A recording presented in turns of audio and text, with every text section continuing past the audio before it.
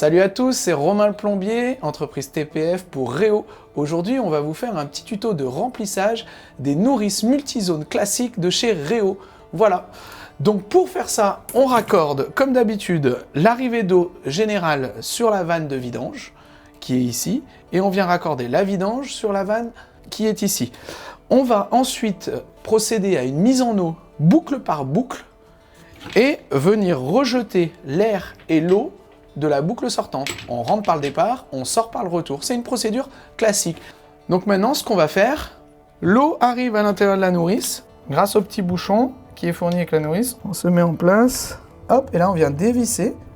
Donc là, on est en eau sur la première nourrice. Maintenant, on va venir ouvrir les différents débitmètres un par un jusqu'à ce que l'eau sorte sans avoir de l'air par les retours.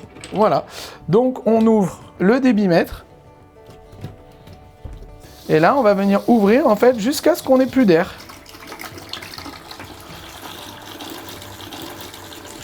Donc là, vous voyez, il y a de l'eau plus de l'air qui sort. Par contre, on voit quand même de l'eau, donc du coup, sur le principe, on a l'impression que c'est peut-être fini. Pour vérifier, vous le trempez dans l'eau. Et là, vous voyez, j'ai encore quelques petites bulles d'air qui sortent. Là, on commence à être pas mal.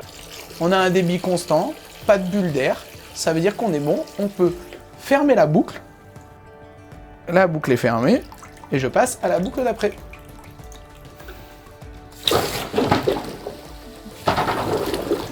On voit bien ici le débitmètre qui est au maximum.